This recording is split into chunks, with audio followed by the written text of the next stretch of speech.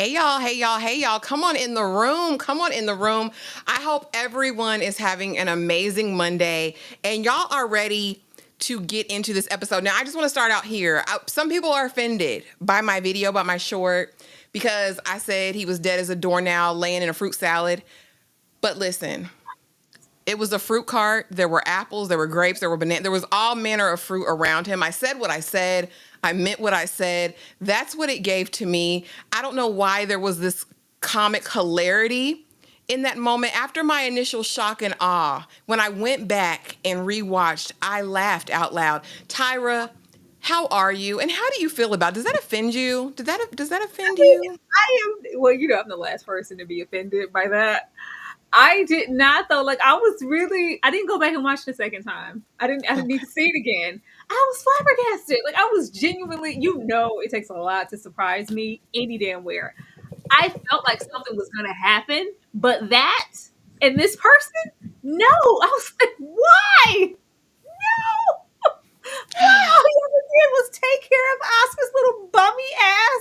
I was really, really in shock, and I give them that. Gilded. I did not expect y'all to come through with that, but the way it did come through all quickly, I could see the hilariosity that you saw in it. But in the moment, and still now, because maybe I haven't watched it back, I was genuinely clutching my pearls in my chest. It was. You guys, we watched it in the collective Discord. We watch it every single Sunday night. If you're not a part of the Discord, do yourself a favor and join us over there. QR code right above me. If you want to be a part of a loving community, we're family over there for the most part, and it's a fun and safe time. But we do watch Gilded Age every Sunday night at 9 p.m. Eastern Standard. Y'all, we're going to get right into it. I'm not going to belabor the point. Listen, Julian Fellows does take people out, right? Like, I watched Downton. I remember Matthew. I remember the sister. I remember the things that happened over there. However, the death we got last season with Mr. Forte was we knew it. You know what I mean? We had time to plan for it. You know, he got his diagnosis, even though it happened like that, we got time to sit with it. This was like, all right, see you next to Hillary Banks. Will you marry? Dreamy. And it was over. Like, what the? What's wrong with you? That's, I'm sorry, y'all. This is how my mind works. I really thought Trevor in that moment. I was like, damn, we are getting on big business. Like, I'm thinking we're about to make moves. And damn. It was very much Florida, Evans. Oscar's not going to know what to do with it. What you got? Ashley, oh my God, Ashley, girl, why you got him laid out like, oh God.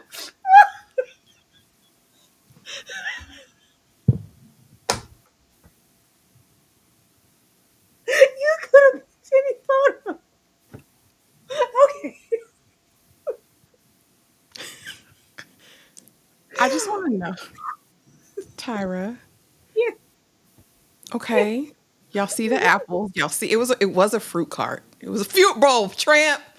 Tyra, overall thoughts of the episode, and how does it compare to the rest of the season so far? Why would you put this? You Okay. just summed it up. um, this was amazing. This is a great episode. I will continue to stand by what I said. Some gas was put in the tank for season 3. Like, this is taking us back because I can't remember his name, but the gentleman who took himself out that first season, that was still, Oh yeah. that was also something that was expected, and you could like feel it, but it was still like really impactful. And even with, like you said, old Luca passing away, we knew that that was coming. We was hoping that she was going to get a little bit more time, but there's always like a sense of feeling when a real like big death is going to happen in this show. Not in like a predictable way to where it's just bad, but it's just expected. I did not expect this at all. And in that scene, like I felt like some type of tension, but you couldn't tell me that it wasn't coming towards Oscar. I was like, what is about to happen to Oscar? You try to help this heifer onto this train and it has backfired. And I was like, oh my gosh, Now, what did he ever do to deserve? I mean, it just opens so many questions immediately because I'm like, this cannot be something accidental. Like, this is something backfiring. I feel Mhm. like it's connected to Oscar. I just really don't know. I don't see a random have a fruit bowl tramp. I don't see a random fruit ninja cart, going astray and running this man over to death in the street. I just don't. But the episode was really, really great. Every single episode gets increasingly better, and I feel like that this season is just being executed in a really brilliant way.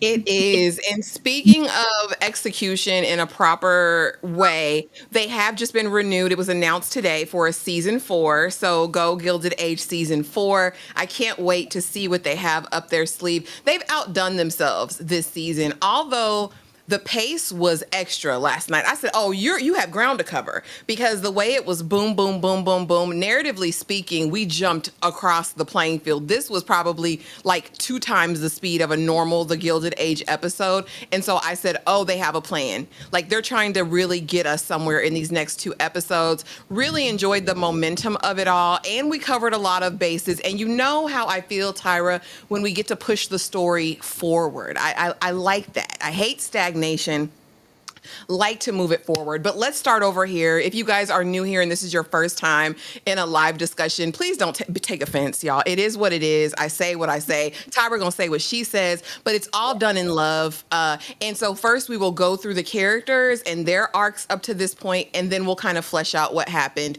in the episode. Let's start here with Miss Peggy Scott, Tyra. Now, Peggy, I guess, listen, she's like, I'm not one of them.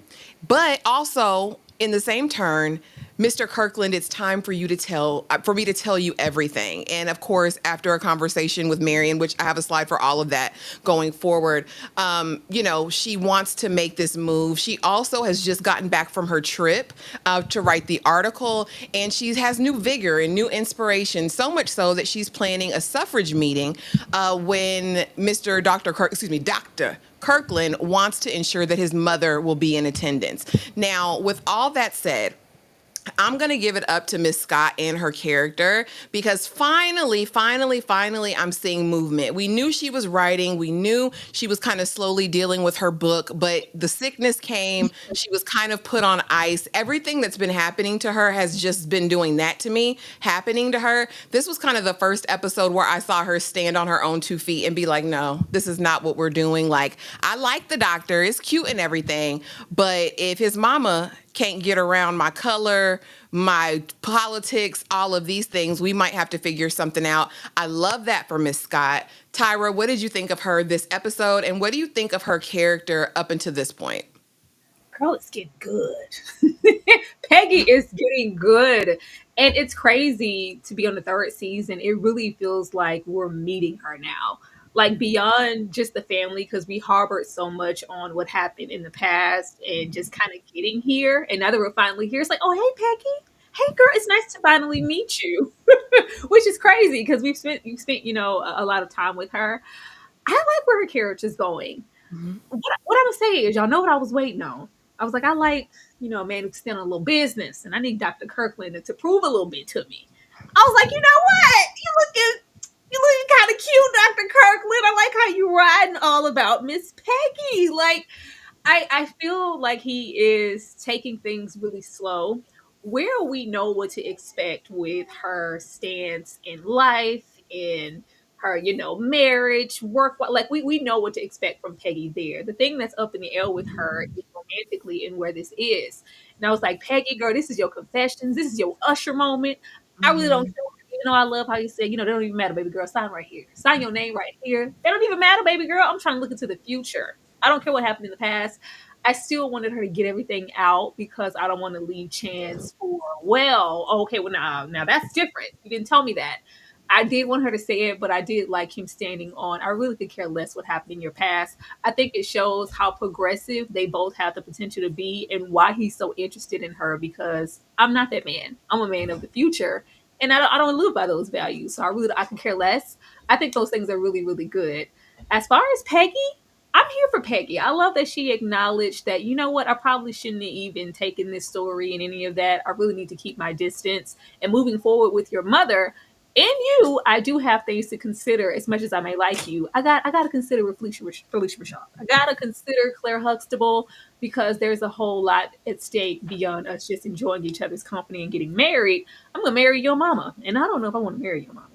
Yeah, I mean, because it's not just him; it's going to be his entire family. And of course, I have a slide specifically for their conversation because he said, "I don't want to know. If you're playing games, keep it on the low. I do. I don't. I don't want to know. I don't at this point. And you need to know because your mama gonna hire a detective. I don't trust Mama Kirkland as far as I can throw her.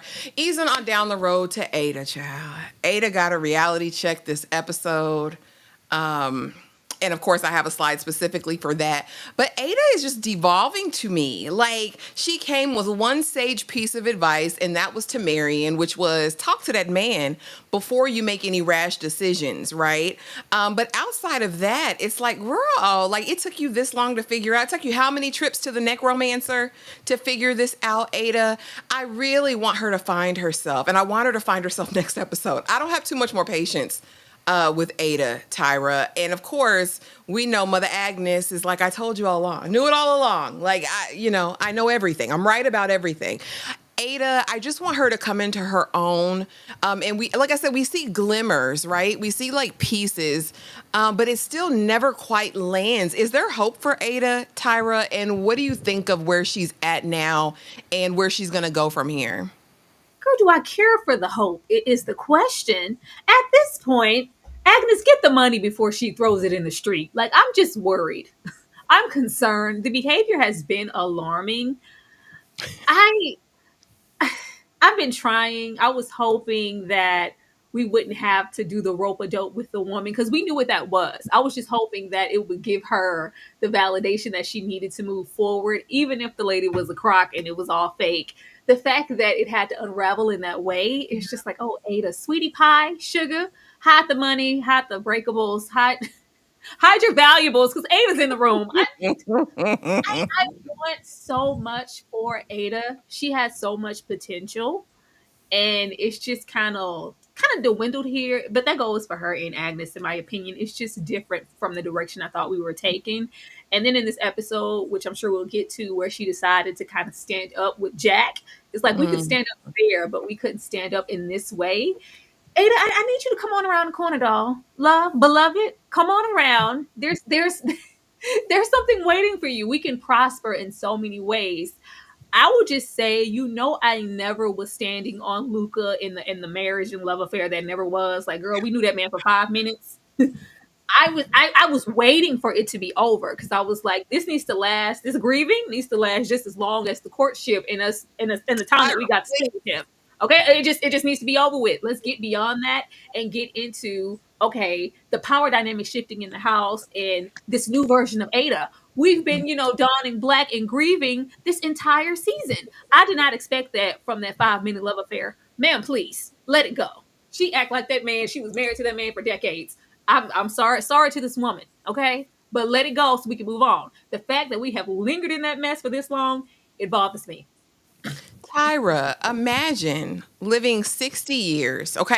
I just want you to take yourself outside yourself and go here with me, okay, for a moment. Take a little trip with me. Take a journey. You are a 60-year-old woman back in the 1800s where that was unheard of. You are a complete and utter spinster. You have no prospects, no future. And this man comes into your life, this good man, Savannah, this man who does right by his congregation and his flock, and he got a little side bag that you didn't even know about, but he loves on you, he courts you properly, he marries you, wipes you, blows your back out. You've never had a back blown, Tyra. You've never had your back blown. He does all of those things, and we turn around, we wake up a couple days later, and he's dying.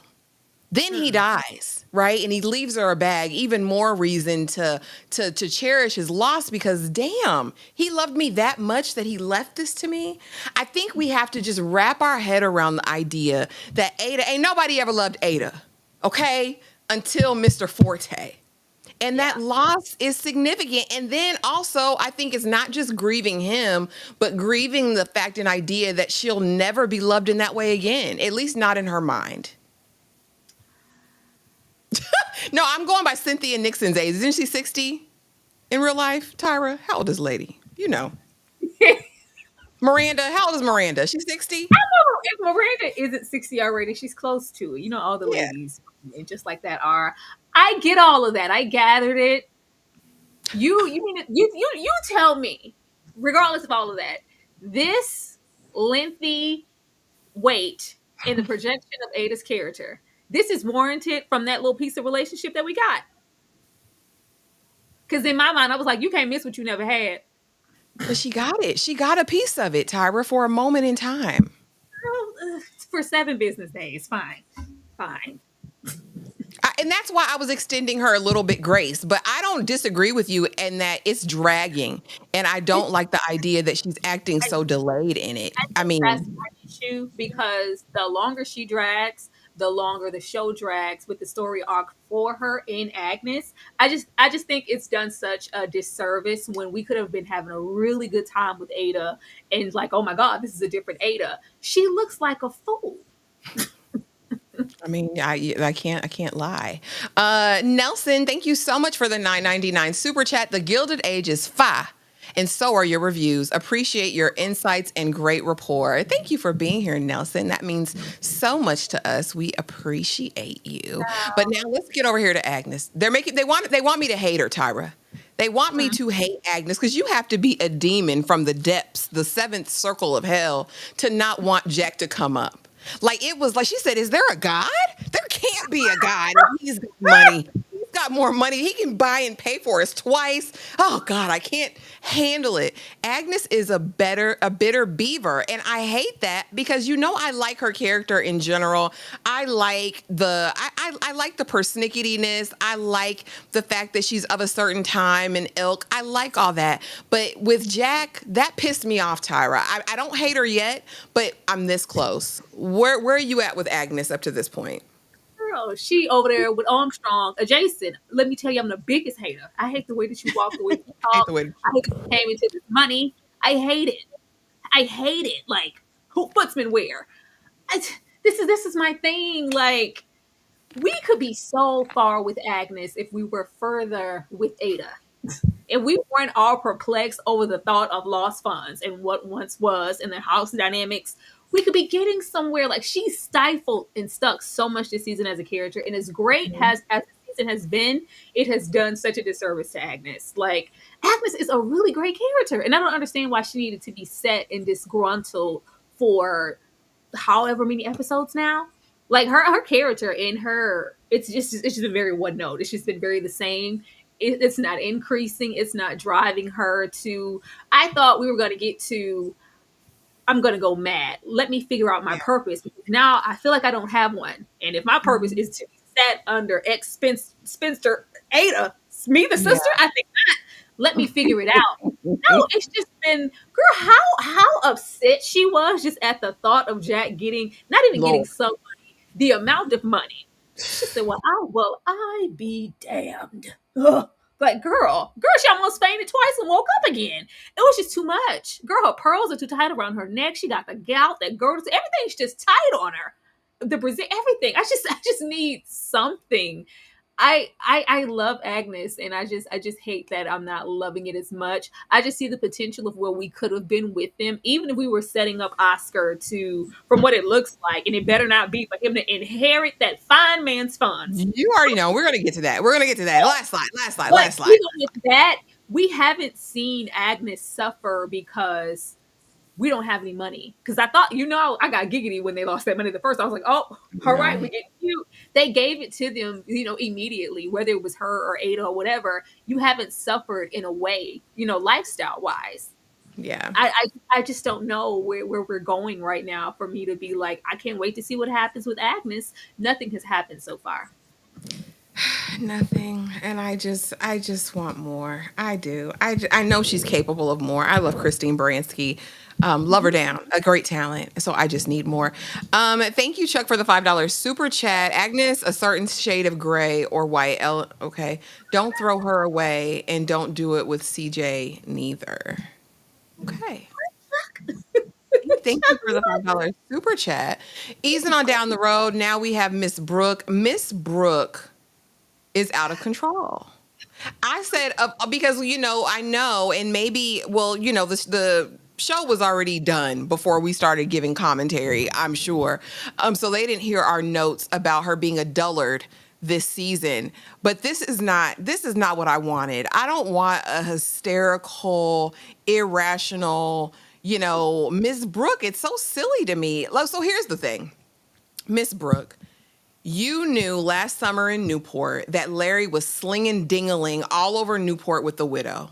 You knew that, right? So what is the big deal if he's at the Hoe House the night before? And again, my thing is, we're not even going to have a conversation. She moved so hastily. And not only did she move hastily as far as with the letter at the end of it all, but you went and told Agnes. I could understand Ada because that's your girl in a bag of pearls, but you went and aired it out to everybody. You going around like Aiden was on it just like that, asking the neighbors, you're asking Oscar, you're asking Jack. Jack said, leave me out of it. I made it out of there by the skin of my teeth, lady.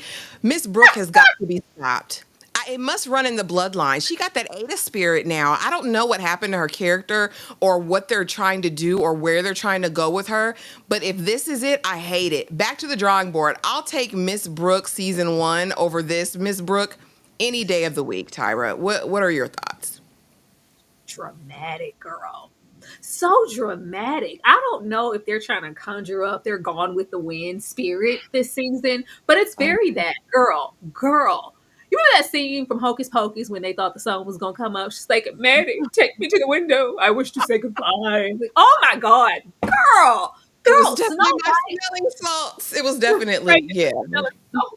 Oh God, I just can't. Oh, it's if at one point in time Larry was putting on this air about who he was and his exploits, and she had no clue, I would give her a little grace. She knows. You knew. Maybe she thought like, well, since you're by my side now and it's whatever, those things are bygone. I don't have to worry about, like, and you knew who Larry was. I just can't. And how like haste she was. Like this couldn't wait. You couldn't have a conversation. What do you lose having a conversation, Mariam? You ain't doing nothing. Like if it was all of that, if Larry was all that, even though we know that he wasn't, and we knew that this wasn't going anywhere, if he was all of that, you would have warranted, you know what? I at least deserve, to have a conversation, have it out, hear him out. Yeah. Y'all were into that. For you to end it so abruptly as if it never mattered. I'm like, he was with the whores down at the women of ill repute and whatnot. Yeah, I need to debt this now and inform everybody of why. Marian, I don't know. I don't know what's going on, but she is not any more interesting than she was this season, episode 1. It's just declining for me. I don't know. I will tell you this. If Marian got hit by that cart, I wouldn't have been mad. I would have been like, oh no, but it wouldn't have cut me as deep Shrek. I would have been cool. Oh gosh. I just don't like, from last week to this week, the demonstrations that we've seen with Miss Brook is giving busybody. Now, and I hear you guys saying that she has a right to feel a way about Larry frequenting, the house of ill repute. And I concur. My thing is, let's be honest, Miss Brook, you was willing to take off much more from other people. So to me, it feels like this polite affection was barely there. It makes me feel like you never really liked Larry like that. To call off an engagement while he's hundreds of miles away based on just what you've heard, hearsay, you don't know what happened, Oscar's trying to alleviate, and you run into your room and slam the door like a petulant child. It's not giving, Miss Brook. It's not giving in this moment. And I think her character deserves more. I think we've seen better from Miss Brook before. So hopefully they fix it and move on down the road. Oh my goodness, the Russells, honey. There's a stranger in my house because Mr. Russell said, I'm going to be at the hotel. He's at the hotel, and she has finally made it to London, to Sidmouth, I guess is the name of the Duke's estate. And she's there to cause a ruckus. And he's here trying to figure out how to find a bag. The Russells, to me, I could give a damn. I hope they divorce next episode. I really don't care about this relationship. I don't care to see a reconciliation. I don't care to see his full beard that connects. Ever kiss bug-eyed Bertha. I don't care to see it. Tyra, I'm really over them both as people at this point. Thoughts? I shouldn't be shocked at this point. Like, just this is not the George Russell first season. This is not that Russell. Be careless with that wife, that marriage, them kids, because F Gladys and the horse she rode in on. The money's different. We need the money. We need the status. We work so hard for it. It's very careless now. There's always, maybe it's just been like a ticking time bomb. And I feel like it's been that since they arrived there with something to prove. And I can just buy my way into that. And there's nothing that my money can't fix. It is if you run out of it. It is if you lose it. And I think they've taken that mentality way, way too far. And now we're seeing the fruits of the labor and we're suffering for it. And he's sitting there with that gorgeous beard, with It's that so chin out. cool. It is. Acting like he's prepared to be sat and let it all crash and burn. Oh, really? Oh, really? Have you thought this through? Good sir, kind sir, have you thought this through? Girl, Bertha, find time to roll up on Agnes and not Agnes, on Gladys and show her something. I mean, thank you, Bertha. Find time, Bertha. She should have been ashamed at how ill-equipped Gladys was for this journey and just life in general. I expect more from them, and I shouldn't have, because we're crashing, burning just as quickly as we got there. Sad Yeah. scene. It's not delivering. I get it. It's a period piece. We're doing all of that. I still expected her to go and show her complete ass out there. And to me, she didn't make a big enough stand. It was cute and it was quiet and it was reserved, girl, but you got enough coin to act a fool if you wanted to, all about your daughter. After all, she is the Duchess. I wanted to see more. I wanted it to give a little bit more, but I mean, hey, we get what we get and we don't throw a fit. Meanwhile, Gladys is over here, and I think ultimately, allegedly, she found her voice. Now, Tyra, I'm not sure of that. I don't know if this is going to be long lasting. It's very, very easy to find courage and screw it to the sticking place when you have backup. Baby, when you don't have backup and you with Sister Cersei and at her mercy in her land, in her home, with her staff, I just really, really feel like, Gladys, you in danger, girl. I really do. I really do, Tyra. I don't think that she has the mental fortitude to keep up with a Sister Cersei. Plus, I think Sister Cersei put that cat on her brother. I still think that is going to be the overarching thing. And I'm scared for Gladys, but I did like to see the chutzpah towards the end. I said, oh, go Gladys. But I think it's going to be waning. Your thoughts? Is she good and fixed now? Is she capable and strong? The way you gonna make that sister put some cat on that Duke. That's how I feel, Sister I Cersei. told you, I don't. It does give like that. The close is a bit too close, but I really don't think that. Like I said, it was just seniority in the house, and she was there when the ship was falling, and we came up together. And I owe my sister that. She's been this placeholder for so long in my life that we're just comfortable here. But yeah, Gladys, you have something to offer, and you've contributed to their social capital and financially in this way. Girl, use your voice. Gladys will have a leg to stand on if that man stands by her. Now, if they both fall by the wayside the moment the carriage rolled off, child, she done for. She's done for. I really hope. I was hoping Bertha would linger a little. I swear, when did Bertha spin it? She bought a spin a night bag and left. 24 hours. 24 hours tops. She was out of there. 48 maybe. A spin a night bag. Bertha, this owes more than your spin a night bag, ma'am. What is going on? I thought we were going to be there and really show Miss Thing this is what it used to be and this is what it is now. And we were going to have like this come to Jesus between her and Gladys that we've never seen before. Like, okay, Mom, I never saw it your way. I see you now. I may not like this dynamic. It's not what I wanted for myself. It's not love. But I see the potential in it and how I can learn from you and how, well, we'll see what's happening at home later, but how I can take from who you are, the things that I maybe found a bit disturbing about your character, I see how they would work in a woman's favor. No, we was just like, I brought my spin a night bag. You good? You good? We good All now. right. All right. Hector, do what you're supposed to do. Really? She hit the I just, hydraulics and left. She left. oh God. Do we see her sticking it? Do we see her remaining tough? I, hanging tough. I hope so. I just know that Gladys just isn't that all of a sudden. They may Yeah. try to push it with the story.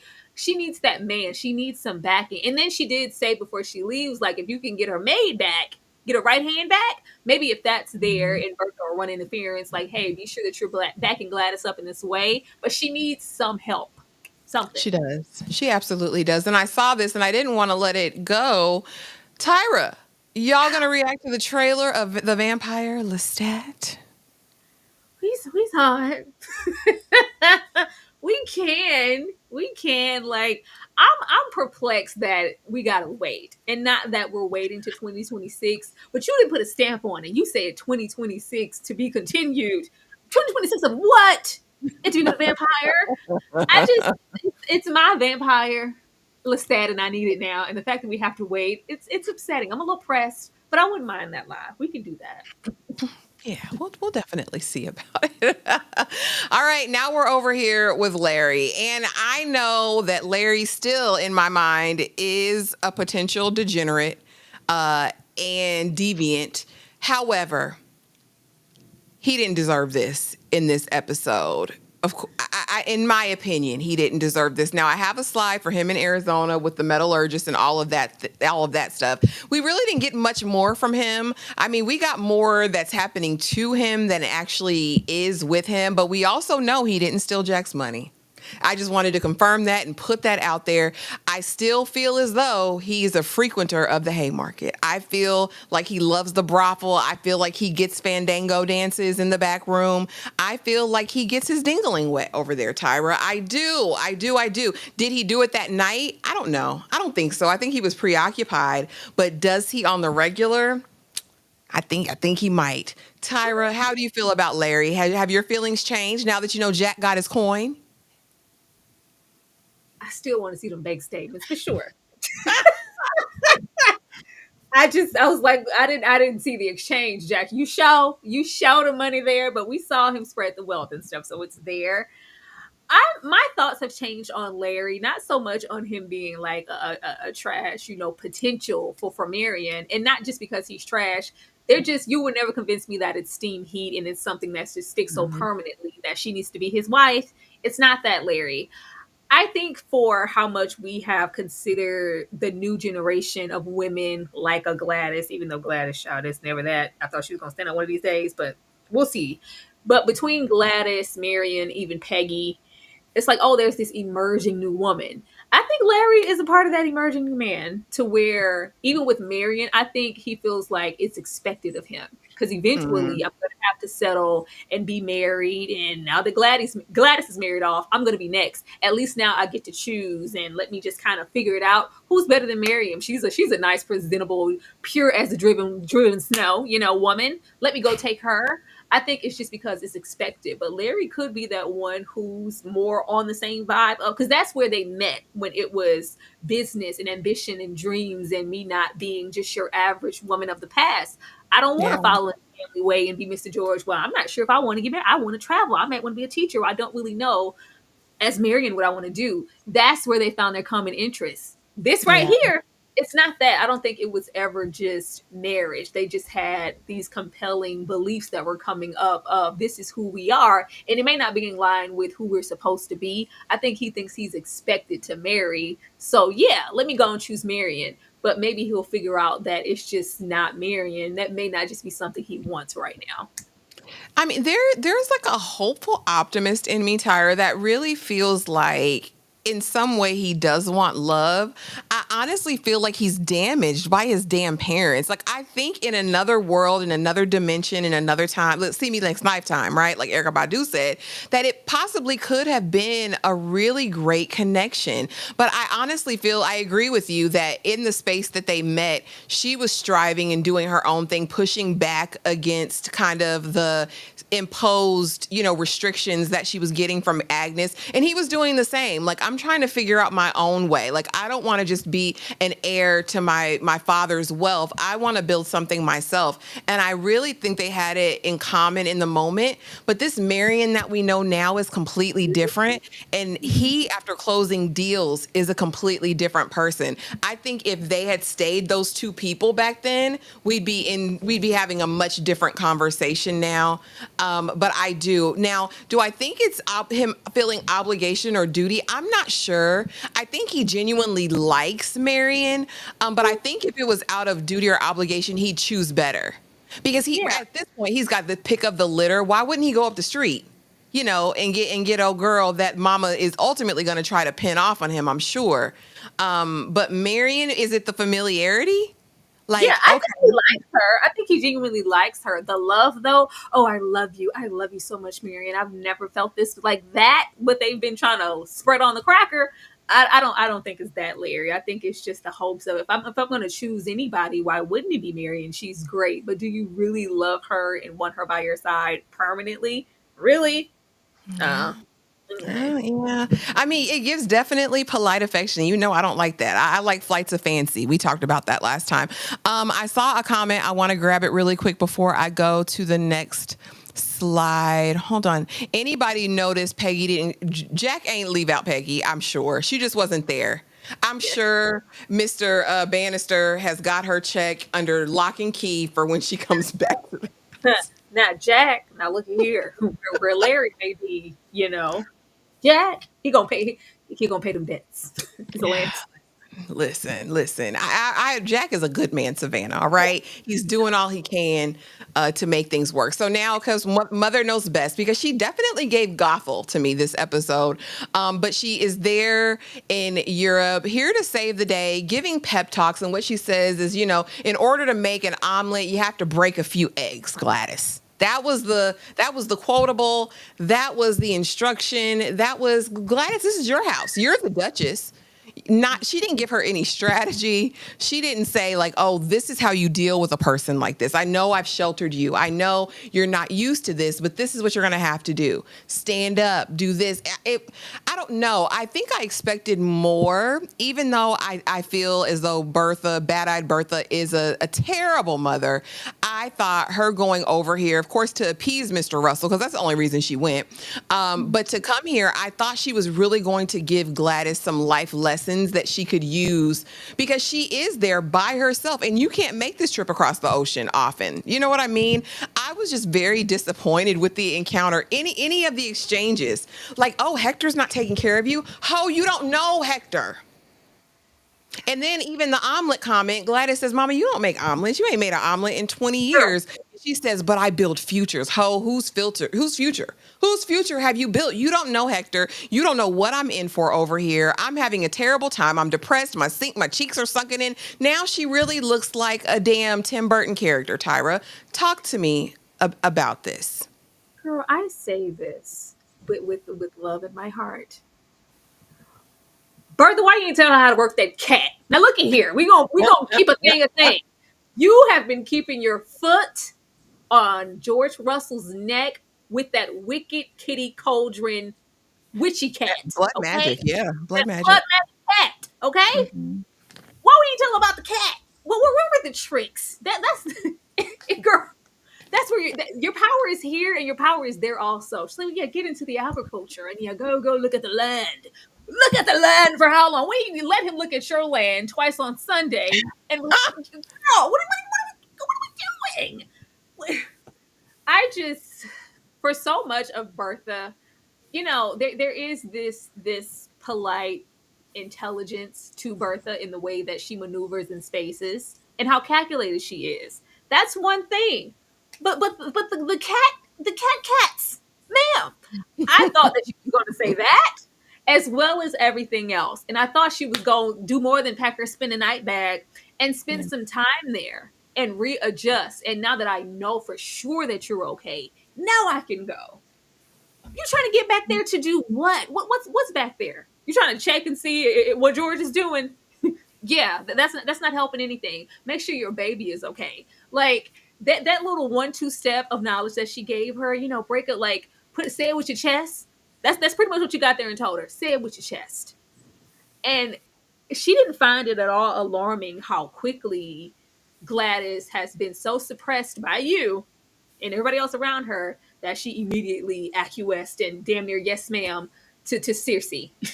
Circe part 4. Like she didn't tell her, like, despite how I've treated you, what I brought you up as, you're here now and I want you to know that those days are over. This is the time for you to flourish, share your opinions, be yourself, stand in your womanhood, Gladys. You don't have to assess situations and go where this is the hierarchy. She isn't me. You are an adult now. You're a woman, girl. Flex and use that wicked kitted cauldron cat.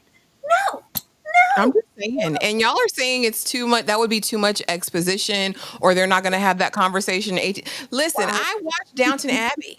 And I know Lady Mary, honey, and I know her mama had some conversations with her. Now, was it like a conversation we would have today? But there are ways to communicate these ideas without it being It doesn't have to be crass. vulgar. It doesn't You have to know be what crass I and mean? vulgar. I'm not saying, like, girl, yeah, you Yeah. gonna go ride him and rotate. No, not that. But let her know where all of her power lies. Bertha uses that coin a whole lot. How many times was Russ like, can I have some? George, Please, George, please, no, can I sleep in not the, can I share tonight. the bed with you tonight? Can I? I share the bed with you tonight? Like, Can help her I? out. Tell her all the tricks that you have in your bag. You didn't give her a whole lot to work with. She was more so fixated on, well, let me get Hector in line, and that way everything will fall into play. She doesn't know what Hector or that sister of hers is capable of just to tell her that small, minuscule of information. Girl, use that box. That's my thing. Like, you're assuming you know Hector and that at his core he's good. There was no vetting done about who this Duke was and what their real circumstance was. Like I said, I hope it's dramatic and messy when it all comes out. TNT Bandit, thank you so much for the $5 super chat. I'm with Tyra. I thought Bertha was not just going to tell her it hurts, but then spin on it. Flips, dips, and tricks, ma'am. Listen. And I know, I know what they can't say, but I also know what they can. You know what I mean? I've been down here in these period piece streets, and I know they can get a word out of them without saying the word. It could be really classy, but still say it. And she should have stayed there a little longer. I'm not. I don't think we can walk away from that scene and go, you know what? Gladys is going to stand in her power. She knows who she is and what she's contributed to this family from that one statement at the table. We don't know that. Yeah. Oh, Lord Jesus, let's get over here. Let's get over here. Certified crash out. Certified crash out. And we touched on it, of course, when we talked about Miss Brook. I've never seen anything like it. From the storm off, Oscar, where was he? There was no Delmonico's. Delmonico's. What happened at Delmonico's? Jack, what happened at Delmonico's? Oscar, okay, now that Agnes is out of the way, now that your mother is quelled, what was Maud Beaton doing over there, and where was she, and how did my Larry get there? Oscar says, listen, chill out. I'm sure it wasn't that. A lot of men go there. He was with his buddies. And doing what? I wasn't there, Miss Brooke. Like, it just gave so irrational and so wild and crazed. And I could believe it if she had been so enraptured with who Larry was, but it doesn't give that you care this much to do it. I want to know from you, Tyra, has Miss Brooke been looking for a way out this whole time? That's what I was about to say. I was like, maybe this was her way out. This is what this was. I don't think she ever wanted to. Even in this moment where she was just so elated, she never gave that she was completely assured. We remember that fascination and that passion she had for that man about town who left her real quick first season. That she was willing to go highways and byways and put all her trust in that man when everybody, especially Agnes, was telling her, you don't really know. I think he's, trying to attach himself. He getting real familiar. Oh no. Like, she was all about it. And you could say that she is, moving with caution now because I'm not going to be taken for a ride this time. But if it was all of that, you would have at least had a conversation. The way Yeah. she did it, it was kind of like cowardly. Like, yeah, it's best this way. Like, I don't want to confront my real issue and how I might not really feel about Larry as far as marriage. So let me do it. I was like, aha, I knew you weren't who I thought you were. Like, yeah, this is my way out. The way she laid into my leave Jack alone, leave Jack alone, leave Oscar alone, leave it alone. It was like a dog got a bone. Like, I finally got something that's going to give levity to. I knew that this wasn't right. I knew I shouldn't marry him. She didn't want to, but this is a way to kind of ease out of it without even having the decency to have a real talk and confront what she and Larry isn't. But okay. Yeah. It was just so, I don't know. It was just for a thinking woman, right? Who we know her to be, who we've met her to be, who challenges ideals. And I mean, that's who she was, at least in the first season. But now we're here. It's like she's just a shell of her former self. And I hope that she finds herself. I really do. I want that for her. Another thing with me, for how progressive, and like you said, I think, I don't know how many episodes ago, with her being so far removed from the first season, maybe she is transitioning due to just being in that element having an effect on her, and she's regressing in her beliefs. Because old Marian, I feel like she wouldn't have, well, that's that. We need a conversation. Mhm. I'm not gonna, I know you men have Yeah. your ways, and you have, different expectations, unfortunately, than the women do. I know that you've been out there. I need to know that once we're married and it's just us, I don't have to worry about you going on down to the hey ho house. That's the conversation I feel like that Marian. I don't think she would have just been so proclimped now to where, like, I thought you were a virgin. Look, she acted like she thought Larry was a whole virgin, and they were gonna Who lose their knows? virginity together on a mountaintop. Excuse me, ma'am. We knew. I just don't get that with that past Marion. But like you said, maybe she's regressing. I know. Maybe she is. Now, this is good because I thought the same. I Mm. thought he was a good choice. I thought he was reasonable. He was stable. I think Auntie Agnes was right about. There was definitely no steam heat over there, but he was established. He was kind. He was Girl, raising a child. She loved the daughter.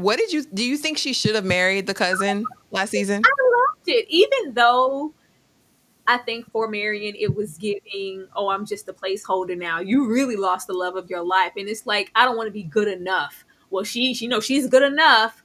I like her. My daughter loves her. She's great. But let's not act like a lot of these marriages back then weren't circumstantial, Yeah. more to the situation and what you could bring. But he had such a regard and a respect. And then I feel like he was in a way of, eventually I could grow to get beyond my wife or That. what that was, and really just, I think that was her best shot. The cousin is wild, like, just to see, because she should have married a cousin. It's just wild I to me. mean, But even, with the teaching and how much she loved the kids and where she used to be, you would feel like she would have been just, yeah, oh, I'm in the best prospects that I could be. I get to still chase my ambition. This wasn't, someone who was going to keep you from what you really wanted to do, and you could have maybe had the best of both worlds. She didn't want that cousin. no, she didn't. But here's the thing. And again, Agnes, for better or worse, she's always right. She told Marion, listen, you've got 3 strikes. Baby, this is her third strike, Tyra. Is it Spinsterville from here for Marion? Is she going to choose her autonomy and just forget the whole marriage narrative, do you think? I don't think she is. And I think we're clearly getting beyond Agnes, because who is Agnes right now this season? We're getting beyond those old ways to where it's not that. I just think that she thinks that her options are limited. I don't think she's met her guy yet. I think we're gonna get there, and it's gonna be like, okay, well, this is definitely Marion's man, because you see the way, like, this is different. We haven't seen her act like this with anybody else. I think that's that. I think she and Larry just had to have their moment, because it was, tracked every single season. So now that they've had it, and it's like, you're not that, and I'm not the one for you. We're eventually gonna meet whoever Marion's guy is. I hope so, child. If he's there, I do think it's interesting that we've gotten a chance to really look and dive deep into each of her relationships. Again, the one that she only kind of had a simmering with was the first one, who really was a flim flammer and wanted a wealthy woman. He's like, listen, we can't both be broke over here. That was the only one I felt it. And so now really looking at her relationship with Larry in juxtaposition to her relationship with Dr. Kirkland, it's night and day. Like, even though, it's not over the top It's not like, ooh, you can feel it between Peggy and Dr. Kirkland. You can feel like, oh, okay, like he really like her and she really likes him. Like she's giddy around him. Marian's affect is just so flat. Yeah. Even in the kissing, I'm like, what are y'all doing? Like, it's just not giving anything. Thank you, Chuck, for the $5 super chat. This is a great insight into relationship dynamics from a female perspective. Salute. It makes sense. Thank you. Yes. And you, Nartha, thank you so much for the $5 super chat. Marian needs to hurry up and go away to college and fall into a nice romantic friendship with her dorm mate, like young gals of her class did back then. I'm here for that. That might be something. I'm just saying, easing on down the road. Oscar finally gets his confrontation with Maud Beaton. And where the hoe at? And of course, John is like, are you sure you want to do, like, what are you going to do? What are we doing here? Now, when he picked up that candlestick, Tyra, I said, he's going to be him? They're going to hang him. I said, if he goes upside this lady's head with this candelabra, it's going to be a problem. He said, well, it looked like you got some coin. You're dressed in here all sedity. And she says, listen, they pay more for this. And so it's like I said, my theory was that she was being handled by someone. She was a pawn in the whole scheme. Crowther apparently was the mastermind behind it, looking for people who were desperate and greedy. And that was you, Oscar, willing and ready, who weren't really going to gamble it all officially, but were willing to take a risk on an investment to come up. He saw that and he used her because she was a beautiful, delicate flower. But now she is throwing coochie out of every draw leg because she's hoeing. Right. And that is what it is. He says, all right, it doesn't help me get my money back. I'm very angry with you, but I get it. And may Crowther die slow is kind of what happens in this conversation. Later on in the episode, he actually reapproaches her and he comes back with a bus ticket and $100 bill and says, Maud, listen, I know we've been down through there, but I was going to marry you once upon a time and I was going to ruin your life. Okay. I was going to do that. And so here, this is that. Let's go in peace. Now, here's the thing. When this happened, I was like you, Tyra. I heard you in the beginning. I immediately thought he's going to get tuberculosis and die. I said, this redemption arc, this is his character has crossed the duality, right? The pendulum has swung and he's on the opposite side of the world. This is nothing Oscar would ever do. This is the same man who said, I can work. Like, can I have an allowance to his auntie? Like, this is the man we're dealing with, right? And for you to come, extend so much grace and kindness to this young lady, to give her $100 a bus ticket and send her on her way. I knew death was imminent. I just thought it was going to be him, Tyra. Talk to me about this interaction. And what did you think of his whole redemption arc here? I am just going to say every single moment in the show that a man says, put that coochie away, I live. When she put that, like, well, let me go on, just give it, oh my God, put your clothes on. Girl, I don't know why you want that cat. Put your sleeve up. But redemption is a big word for Oscar. Oscar pisses me off. I feel like Oscar pisses me off because we're getting in here and we track this lady down for what? And I knew that there were going to be some ramifications. When baby Sugar told us leave it alone, let well enough be done. You both tried to use each other. This is what happened. It's not like you or your family, as unfortunate as it was and it was wrong, you're not suffering, Oscar. Yeah. You're probably doing better and you have more drive than you had before because you did have something to prove because you lost something. Mm-hmm. Ate over there with the money, just let it go. The fact that he brought his little trifling self down to the hey-ho house and you let her sucker you into the story. I don't even care if this heifer was telling the truth. Why would you believe her? There would be nothing that you could tell me at this point. And we're just supposed to just rock with because, well, look at me. Like, look where I am. I'm in the whole house. You really know I don't have anything going on. Like, I don't care. You cannot, Big Mama, your arm. Big Mama, your arm. The crops didn't come in, my dog died. I was sold at 12 and then I don't care. There is nothing that she could say to where I would trust her 100% to give her a train ticket and $100. $100. How do you even know she left? The way I would have looked to see, like, did the hell even get on the train? You don't know. I don't trust you. I don't know you. Last time I trusted you, you cleaned me out. I don't know. Him and his good deed, I feel like it trickled over to that man. Like, I just don't. I feel like I blame Oscar. You did something. Like, You shouldn't have trusted this woman. Even with how she was talking to him in this scene, it felt like she had some leverage here. I'm like, there is nothing that you should be able to say to where leave me alone or what. Like it was it. I thought in this moment she was going to say like we were tracking you. We knew who you were. That's why we knew you were a mark. We knew that you didn't even like women. Mm-hmm. So yeah, say less before I expose you. Don't say Yeah. anything to me. Just leave it alone. But she didn't say that. I thought that's where this conversation was gonna go. And it didn't. And the fact that she went on about how her crops didn't come in and the dog died, and we ended up, well, you know what? We're going to show some growth on Oscar's part because, oh, you know, old Oscar wouldn't give a damn. I don't care. It's all about me, me, me, me, me. But the fact that he cared enough to not hold any beef or grievances. Matter of fact, I'm going to send you home. Do well. That'll do, pig. Do well and get on the train. I just I don't know. I don't trust this lady. I just I don't know. I feel like something happened to where and I need to go run it back because the way that that cart came, it was meant for him or was it meant for you, Oscar? Like I Well, don't. they're saying it was wild horses that hit a fruit cart. I that's what the people are saying to me. But I don't know. He stepped back so leisure. I was like, there's no buses. Like you, they said that somebody said in the comments the cart was going 65 and a 25. I Yeah. just don't trust the way it was just all very convenient and wrong.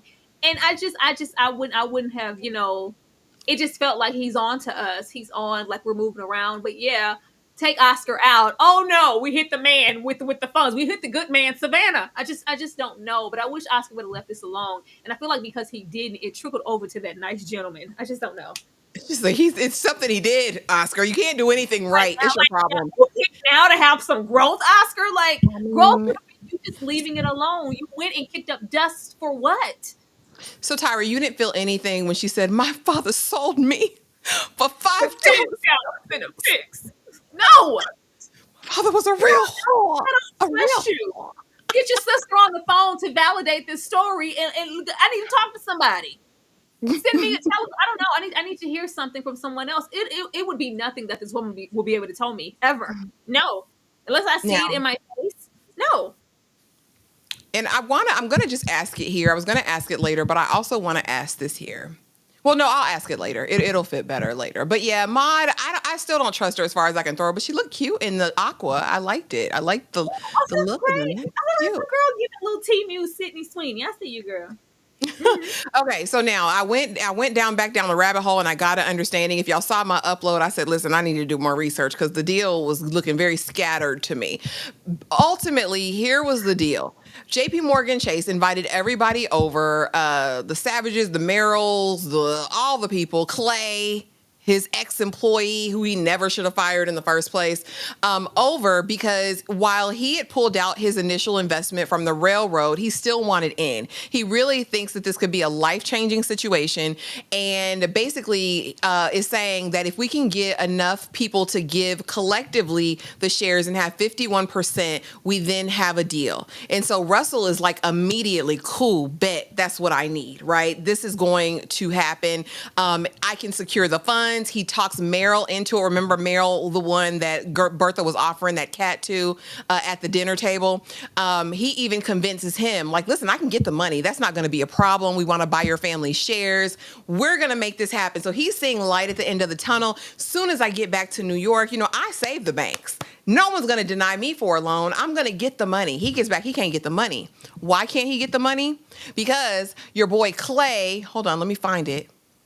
Your boy Clay knows where all of the bodies are hidden, y'all. Let me find my slide. Your boy Clay, who he just fired, knows where all of the bodies are hidden. And he plants an article in the paper that basically says he's stretched to his limit, paying off the Duke, investing all his money in the railroad. Clay, that's your worst nightmare, Mr. Russell. And so now we're in this quarry, we're in this conundrum because what is Mr. Russell going to do? He has no idea right now what's going on with Larry, and I have a slide for that. But he has no idea what's going on with Larry. So Tyra, what did you think about JP Morgan's offer? And what do you think about the betrayal of Clay? Clay really was never his friend anyway. I was gonna say, expected. But keep your friends close and your enemies closer. The way he abruptly, like, you can go as well. I don't need you to advise me. I need people who are standing beside me. Either you're with me or you're against me. Get out of here. Okay, well, yeah, all right. This is some people you just don't want to make an enemy out of them, especially someone who knows everything. Like, Lord, that wasn't smart. I can't even like stand on this. First of all, what y'all not gonna do is gather me in the smoking room and try to strong arm me into a deal. Like, yeah, like y'all can't just do this and put vice grips on these man's neck. Like, yeah, just sign it or else. It was very like, yeah, do this or what? Like, what? I thought he had a blicky. How he was standing there, I was like, sir, are you packing? And I couldn't even say, have you seen you haven't watched Django, have you? No. Oh god. Everybody in the chat, you remember that scene in Django where the little gun pops out and it's like you gonna shake where you at? Shake old Calvin Candy's hand, and it's just like, yeah, I'll shake your hand. Pow pow pow. I was like, do you have a gun, sir, in your smoking jacket? What's really going on? But this strong arm in here, because if you don't see the vision, I do, and do no, this isn't that. These men aren't taking that anymore. They have been working so extensively this season to find outs and ways around old George Russell. They didn't like man, they didn't like the way that he executed business. They didn't like that he was able to pay his way out and go around. And if I can't do it with you, I'm gonna go through you. He's made just like Bertha. What I've been saying, you sit there and we do these things and we make all these enemies in the process. And then when we need everybody to come together because this deal is going to be, yeah, but I don't want to do business with you. I don't care what's what. You can't strong arm me in this way. And the fact that Clay knows whether he said the bodies are there, I was like, oh my God. Oh, Lord, no. That's the wrong. Because I was like, damn, that's how you feel, Mr. Russell? Everything. Like, but this is what happens. We've made all these enemies, but I can't like even stand on, even though I did say in the Discord where we were watching, join us, y'all, join the collective Discord. I was like, child, George been looking real poor around the edges lately. It's been real destitute around the edges. I feel like we're building this up for Larry to come through with the cape. I really do. I really do. I mean, we'll see. We're gonna get to that too.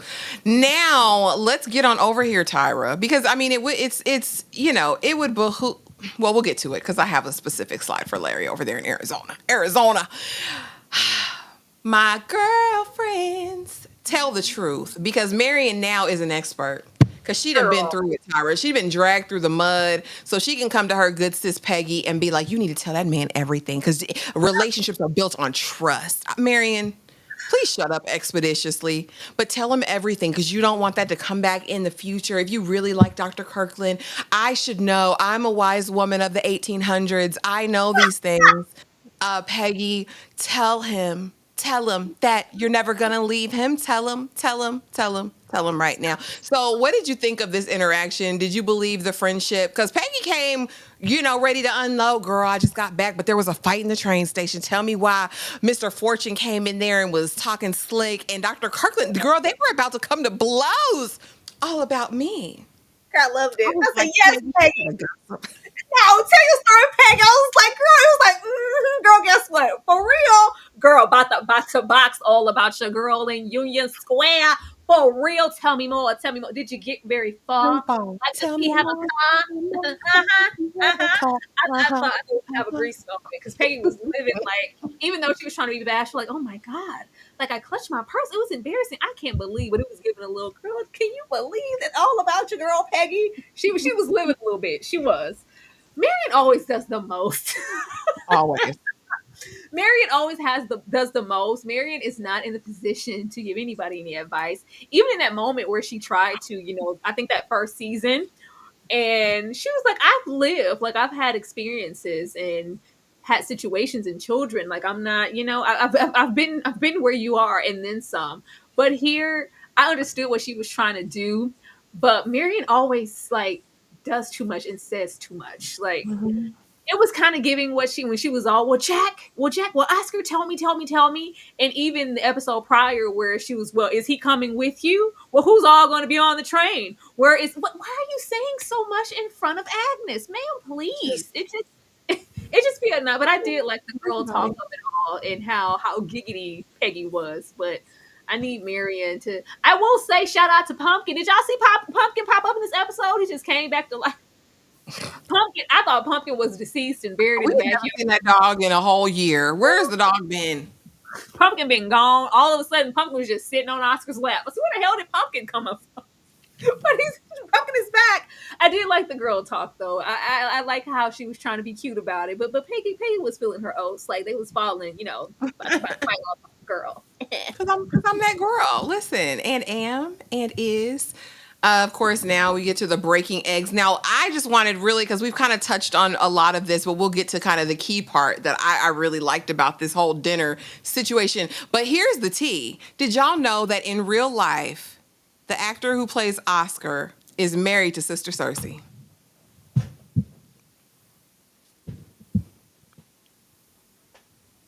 In real life, yeah.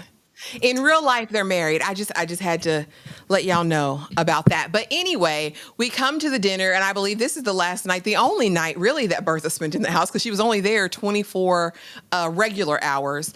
And so, Miss Girl decides that Sister Cersei, that she's going to dismiss the entire table, the ladies at the table. But she goes, I always dismiss the ladies. She said, ladies. And, Bertha's looking at Gladys like, you're not gonna say nothing? Like, this is your chance. This is your cue. This is your one shot. Do not miss your chance to, And so Gladys gets, is like, are you sick? You must be sick. Sick, Sister Cersei?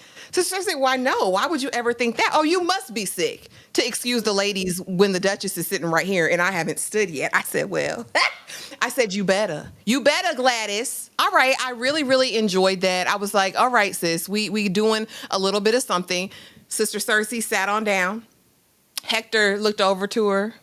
Sister, you was wrong. You was wrong. You never should have done that. And again, not long after this, Bertha leaves, and Gladys, and I think Sister Cersei is like, is Gladys going to see you off? Is she going to see you home? That's Gladys's choice.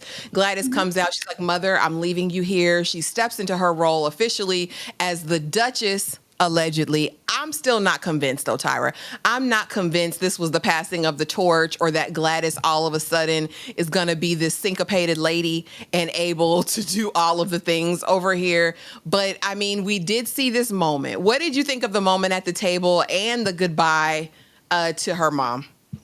Oh, the girl, Gladys said, you know what? Ho, is you cool? That's what she said. She said, Ho, is you cool? Because I know damn well.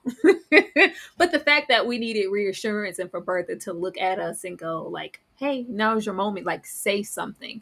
She's not going to be there, which is why I said last conversation and review, I would really have preferred that Gladys found her way and stood up on her own without Bertha. Because the fact that she needed a little validation and reassurance, like, oh, come on. And she's like, well, yeah, well, actually, yeah, what's going to happen when she isn't there? It's very alarming. Even how Sister Circe, I love how the chat is shit like Oscar and who was really waiting. She's going to be waiting for a moment to get him alone and reclaim her power in whatever their dynamic is. So she's like, you don't want to see her off to the train. You don't want to go with your mom, because the moment I have a moment to get into his ear, I can get my control back just like that. And this house is large. This castle is large. Okay. This is where the wicked kitty cauldron, wicked witchy cat comes in. Bertha, that's when we gotta, you double down and reassure that Hector and keep him in your grasp with the agriculture, with the land, with going out and visiting the community, and you guys presenting as one, and also doubling down, at nighttime, just to keep it cute, show him a little shoulder, give him a little leg, and take it right back, like you know what they said on the Cosby Show, give him a little leg and take it right back. But no, it's not. We didn't go there. I don't think it's enough. The moment she gets like, okay, nobody looking. So are you really like Oscar? Blah, blah, blah, don't remember when blah, blah, blah, blah, you owe me blah, blah, blah, blah. She doesn't get to come here and blah, blah, blah, blah. I don't have any faith just yet in Hector to stand. We'll have to see. I think we'll have to wait until that next episode to see just how Gladys is moving. But if she lets up even a moment, she's going to fall right back into pocket where this woman wants her to be. Absolutely. What I'm saying is, yeah, a little alone time to do what, Tyra? For her to put that cat on him. Sister Cersei is diabolical. I don't trust her. And like I said, I think this has been her regime in her house, in her money, her mansion, and her man for a very long time. And I just don't know if Gladys has the grit to deal with it. But girl, we gonna see for better or for worse. We already talked about that. Let's get on over here. There's copper in them darn hills, Tyra.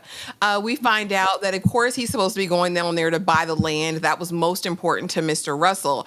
But we find out from the metallurgist that there is copper, and he says enough copper to last lifetimes. There's enough Yeah. copper down there, and we know how much copper is. They still copper pipes. The people, I see it on the news all the time. So I mean, it's still a mineral. And so at this point, he's like, you got to make this deal, Larry. So now we know Larry sees green. He's going to make the deal. Here's my question. Is he going to make the deal for himself with his 300,000, or is he going to make the deal in the name of his father? Because this could assuage all of Mr. Russell's issues. So what do you think is going to happen here? This could also establish Larry. That's all he ever wanted. That's all he ever wanted. He's And already clearly, established. you know, He's already got $1 million. and another thing, all the money and opportunity just falls into Larry's lap. God forbid he working on his day. Lord, it just falls like, well, actually, you just so happen to have a lot of money to invest to make this deal for yourself. If I know Larry the way I feel like I do, and the way Oh, he did that little setup, last episode, well, what's in it for me, Father? What do I get out of this? He's gonna make that deal for himself. He's gonna make that deal for himself. And Russell and Bertha are gonna be looking, why I had never. Well, this is what you taught me. This is who you guys taught me to be. Why wouldn't I? This is, I give you a little something on the back end. How much you need, bruh? how much you need, Daddy Russell? You know how much? But yeah, why wouldn't I? This is more than just a family thing. I've always wanted to establish and have my own name and be something outside of the George Russell's shadow. This is the perfect opportunity to do that. I don't have enough faith in Larry to think that he would choose family.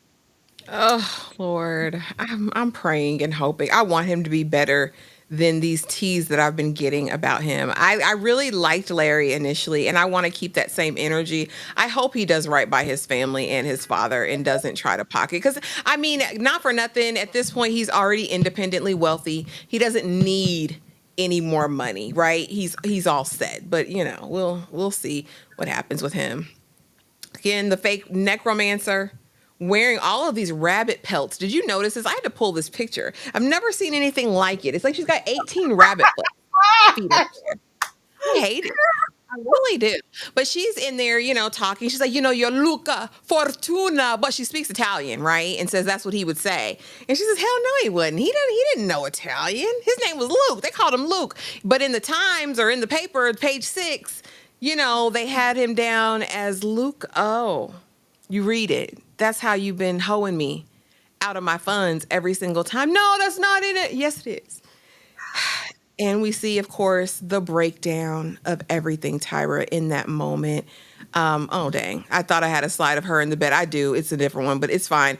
What did you think about this moment and her coming to reality of the fact that, girl, you just got played? You got played, you got used. And what are you going to do about it, Ada? Is Ada going to go on a mission to take down all the necromancers or fake necromancers? Girl, Luca. Girl, it was giving my big fat Greek wedding. I thought she was gonna spray some Windex on Ada. I was like, ma'am, what is this accent? Just spray some Windex on it. On my elbow. Like my Spray, picture. poor thing. Like, the best thing that came out of here was we got some sympathy shoulders from our sister to know that even though and I just feel Ada judging Agnes judging Ada from the pits of her stomach. But you know what? You don't need that right now. Let me hug you and let you know your value and who Luca was and who you are without him. It's going to be okay. You just need your sister right now, not my judgment. I appreciate that Agnes knows Yeah. that line.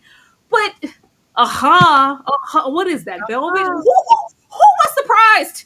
Who was surprised beyond her? I hate that it had to be this, but if this is what it takes to wake her up and know that I don't need to trust everything that comes my way, I mean, let it be. I think that this is gonna.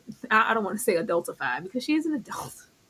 This is gonna mature her to, be a little guarded and a lot less trusting. Because the way this lady just tried to keep going, and she was so heartbroken. She's like, no, just stop with your lies.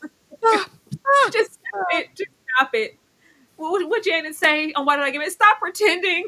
Just stop it. Perfect Patty messed up. Perfect Patty messed up. I just know, like, you don't. And I think that this is gonna get Ada to where she needs to be, because her spirit was genuinely broken here. I was really sad for her. It was also like, finally, like, because I don't want you here spending any more of your valuable time or your money or giving into this woman or anybody else who may come to you with the BS. Come on. This was sad though. It was. And like I said, Agnes, for better or worse, she's always right. She was right when Miss Scott came in the room screaming and hollering, talking about, I'm done, it's over. I know. I told you this was bad. Next time, listen to your Aunt Agnes. She knows all. And even Ada came through with a voice of reason. Don't do this. Don't do this, Miss Brooke. Don't be rash. Wait till you have a conversation with him. And she just made up her mind. Like I said, it definitely gave she was looking for a way out. And here we go. Miss Dr. Kirkland and Peggy having the conversation. Now, she does get out the conversation and the piece about Mr. Fortune. And, I shouldn't have taken it. Like you said earlier, I shouldn't have taken this opportunity. I knew, things had progressed and we were more than friends at a time. But Dr. Kirkland said, well, he was married, right? He was the married one? Oh, yeah, it was on him. You ain't got nothing else to explain to me. But there's more, Dr. Kirkland. There's more. And he says, baby, if you playing games, keep it on the low. I don't want to know. I love you, okay? I don't care about your past, girl. There's nothing that you could have done in your past that would make me not love you. Here's where we're going wrong. And she acquiesces. She says, fine, you don't want to know, sir? I won't tell you. But here's the thing. Your mama gonna hire somebody, Dr. Kirkland. She gonna hire them Pinkertons. They are going to be up Miss Scott's butt. And we know the Black community in Brooklyn already knows all about the scandal of it all. It's not gonna take too many phone calls, notes, letters to discover the storied past. Now, how do you want him to find that out? This is not something you can keep in this day and age, knowing how his mama feels about you. So they have the conversation, and afterwards, I don't want to know, baby. It's just you, girl. It's you.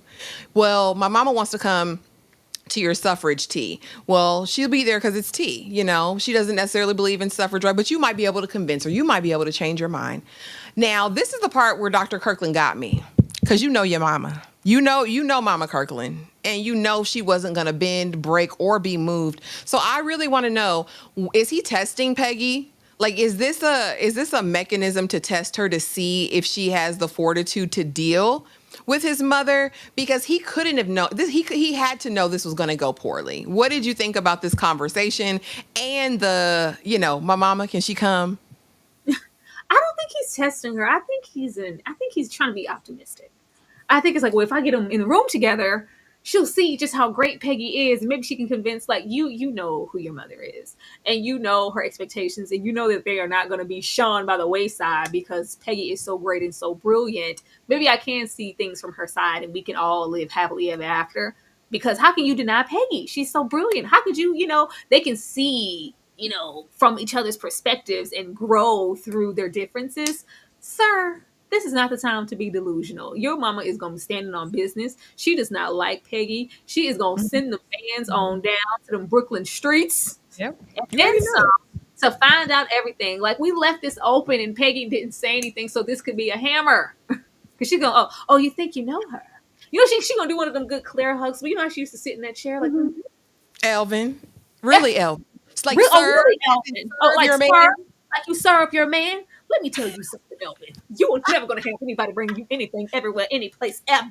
If you keep with these macho attitudes, like, girl, she finna give you the Claire Huxtable read. She finna give you the read. Girl, you will never have anybody bring you anything. Ever. Like, did you have big fun, Vanessa, with the wretched? Well, you had donuts. And Baltimore. She gonna lay into her. She's gonna lay into her, and Peggy's gonna be sitting there just left to the wolves. Like, and then we're really gonna see where he lies, because are you still gonna be standing on, I don't care about your past? Mm-hmm. Or is it gonna be, well, I didn't know about that. That's kind of above my pay grade. I don't know if I can take a wife or a woman who's already, been married, had children, suffered loss, you kind of have a little bit more baggage than I thought. Because right now he's just so fixated on how brilliant she is, the writing, and she's progressive and she's so great. But yeah, like Mama said here, and both moms had valid things. Mhm. What about who you want for a wife? She's a Yeah. great, lady. Woman. I'm not saying she's not a great lady. She's a great woman. But what about a wife? What about your ambitions, your dreams? And, she's not going to be there to stand by you as much how you were raised if she has her own. Are you considering these things, or are you just, oh, she's so smart, I just love Peggy? I don't know. I feel like we left it open so Peggy can get some egg on her face about where Kirkland stands, and I'm just so sad for that because I want Peggy to win. I want her to win. I want her to win. I do too. I think we learned a lot in their short scenes, because we didn't get a ton of them this episode, but we come to the tea, and of course we have the conversation around suffrage, because that was the point. And Peggy's very vocal. She's leading it. She's having the discussion, and Mama Kirkland chimes in and is like, I think we should just be supporting the Lord and the men, and their vote, because that can be taken away at any moment. I mean, aren't you a wife, mother? Where are your children? My children are grown, madam. This is what we're here for, and this is our mission. And so, like you said, on the way home, of course, she's riding with Dr. Kirkland, and you really like Peggy like this. I see your attention. You love that in a woman. You don't want that in a wife. And to me, it seemed like he's really taking this in and meditating on it, and it gives me pause. Like last episode, I was like, oh, he's gonna have what he needs to be able to deal with this. After this carriage ride, Tyra, I wasn't sure. And then on the other side of that, we have Peggy with this awareness, right? This feeling that I really, really like Dr. Kirkland. I like how he makes me feel. I've never felt this before. And Mama Scott saying, but remember, it's not all about the feeling. We like him too for you, and we like that you feel this way, but you'd be marrying his family as well. And then what that dynamic looks like. And she says, I know I'm already too dark. I know I'm already too political. I know I'm already too independent and progressive. So it's like she's going into it with this awareness, and it almost seems like a setup for failure. I don't want that, Tyra, but that's what it feels like to me. Do you think that Dr. Kirkland is going to bend to his mama, or will he be able to stand? I don't know. I feel like even how we were standing on, as much as we were, having a kiki about the train station, I felt like he was protecting Peggy, but also her virtue, because you will not deflower. You're trying to trap her and have her in some type of shady circumstances. You married man, this virginal black woman, this educated. I feel like he was also trying to protect, her womanhood and whatnot, and the fact that that may not be intact. I, it's not even just that, but you've already bear children and everything, and she suffered so much loss. I will say I'm not prepared for Marian and Peggy to lose together in the same, both of them. Can nobody walk away with a man? With everything, somebody can have it all. It would really make my day if we get to that point. So we know we're going to get to it. Well, you don't know everything about her. Let me tell you some other things about Peggy. And it's just like, you know what? I don't care. I'm gonna stand by Peggy anyway. I love her. Like, I want that for Peggy so much, because Peggy, she carried with so much of that first season. She carried so much shame, and it's like, I'm never gonna have someone, or I even think that's why she entertained Old Fortune, because he desires me. When is someone going to genuinely want me, desire me? I'm already a woman of ambition, and then I have these filled, the marriage, the baby, the thing. Nobody's going to want me now. Let me go on, kiss on him. He handsome, he cute, or whatever. No, I really want Peggy to win. Come on, Peggy. Come on, Dr. Kirkland. We were leaving you, but be who you are for your pride. Please, Dr. Kirkland. Dr. Kirkland, please. That if you claim that you are just so progressive and you want to get out of this bubble that is the Newport Blacks, let's go. Black Historical College. Didn't you go to Howard? Come on, sir. It's cute to say it, right? Like, it's cute to say it in 1884, wherever we are. But to implement it and put it into practice, the only way I could have possibly seen a marriage with Peggy working, unfortunately, is if he was a divorcee or a widower, who maybe had already had children. Yeah. This is very hard, being that he's never been married, he has no children. Coming, I think it's going to be really, really hard. And the fact that when his mama find out, everybody gonna know. It's not Yeah. going to be, oh, we're keeping this just between us. Everybody knows.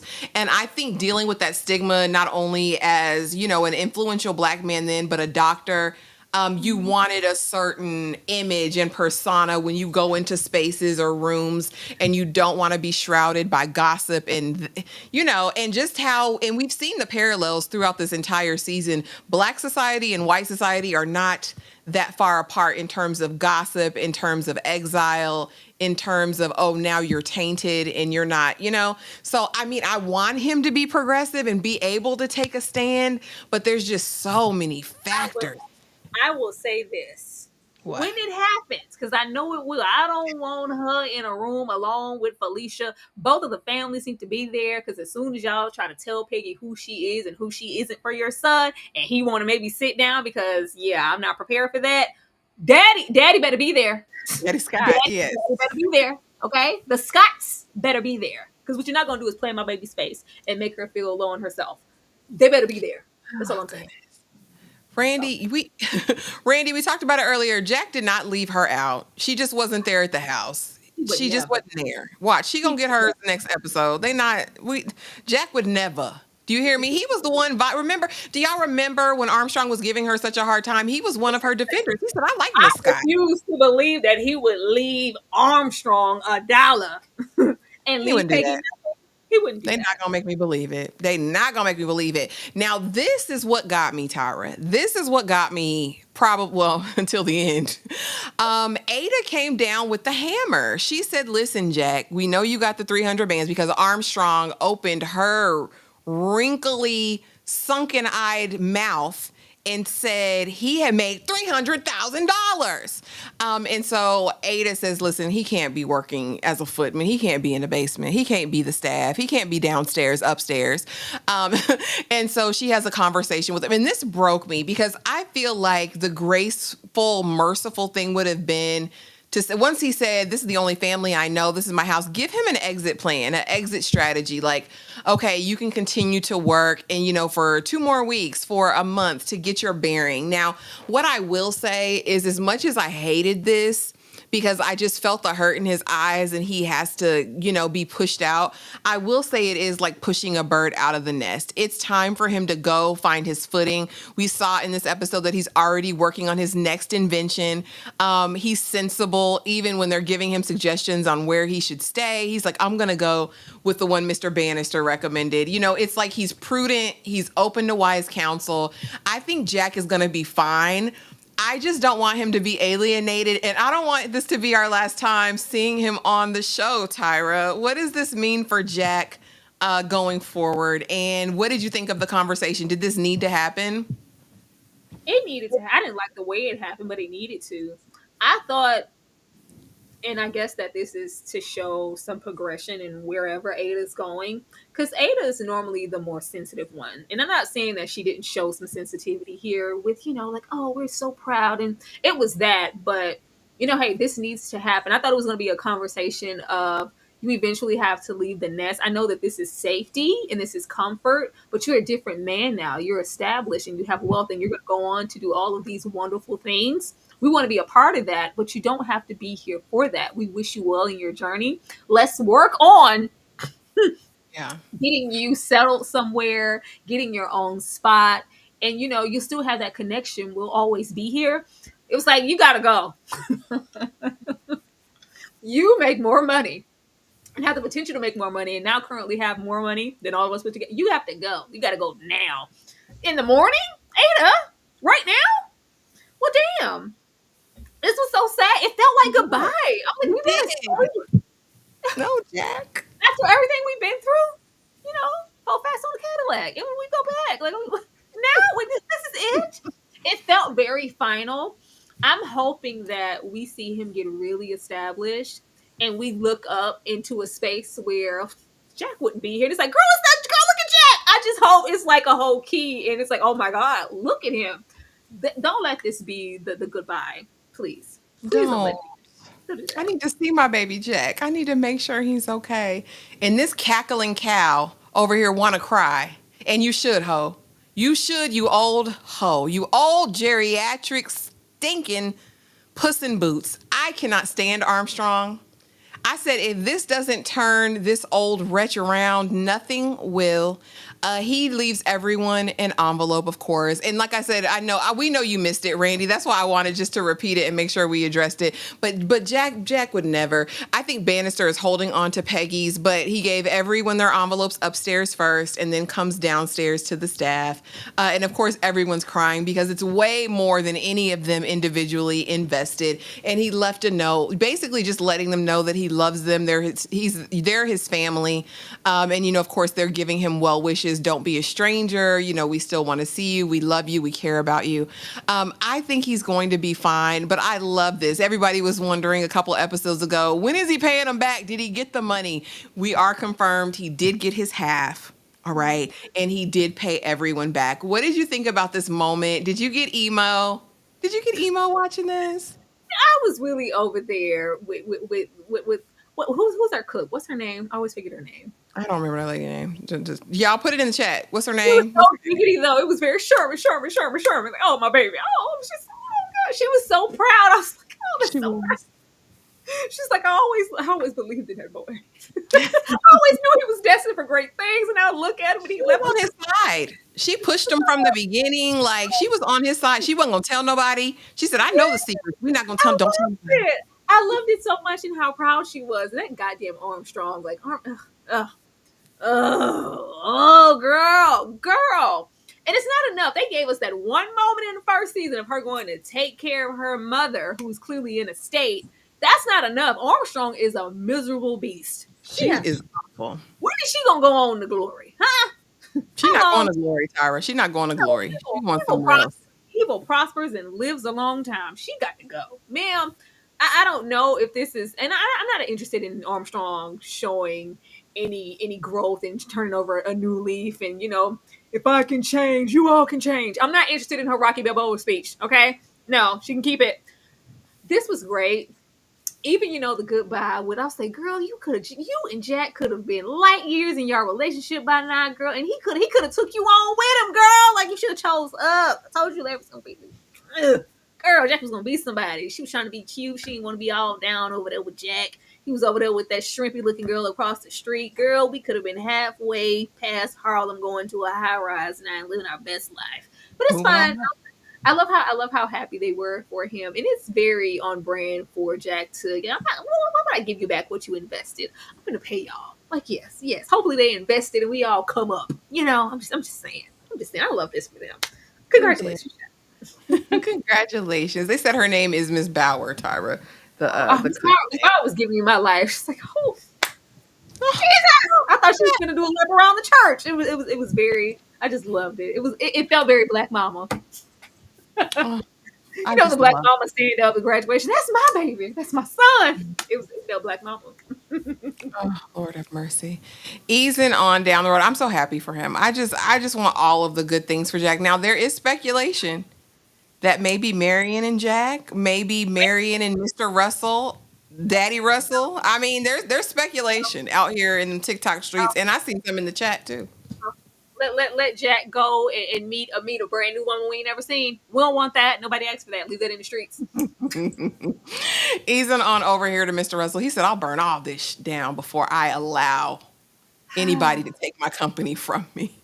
He said, Clay, I should have killed him. The man said, slow down 10 speed. Like, that's not what I signed up for. What do you mean? He said, no, I meant what I said. I should have killed. Like, he said it with this face he got on in this picture right here. He said, I should have killed him. That's what I should. Instead of firing him, I should have killed him. He knew all my secrets. He knew where the bodies are buried. He done set me up, and now I can't get no money. He's like, it's all right. Bet. I'll burn this down before I see you with it. Before I see another hole with it, I'll burn it down. Tyra, was this scorched earth, and what is he going to do? Like, Russell's losing it. He's losing it. George, you are in a very sad state. You are in a very sad state. I don't know where this is going to end up, but I don't see it ending well. It just seems like we're on a downward spiral this season. I don't want them coming through with the safety net like they did for Ada and Agnes. Like, oh, we're moving out. Oh, so long, farewell. Oh, girl, I thought we were poor. No, they got it back immediately. Just I kidding. really, just kidding. It's tee it was tee real fast. Where is this going? I don't know. I think he's gonna really be set with the decisions that were made, not just business wise, but just family wise, because you have that situation with Gladys. You left my son for dead. Okay, you left Gladys for dead. You didn't give her a choice.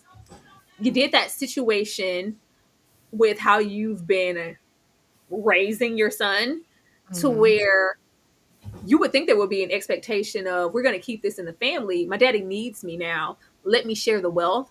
No, he's going to try to take that opportunity for himself. And so like, well, I can't believe you could have given that. Yeah. Don't have that expectation now because you didn't set that for yourself or for your son. It's just not okay. So I just don't see this ending well for George Russell, and I don't see their relationship going well either. Like, what is marriage? What's happening over there with that wicked kitty cauldron cat? I don't think it's going to go well. I don't. Lord, it's so bad. And that was the tell for me with Larry when he was like, "Well, what's in it for me?" And then Yeah. George like, "Oh, I see myself in you. I've raised you so well. You're just like me." I'm Like, oh proud. God, I'm so I'm proud. proud. I thought it was talking to me. Oh God, it stresses me out. I'm not going to go there with it. We'll see what happens because we know how George operates. And typically, I mean, up to this point, we've seen him with an extremely brilliant business mind. Here, he just seems like he's desperate and grasping for straws. And I don't like the desperation doesn't look good on him. It doesn't look good.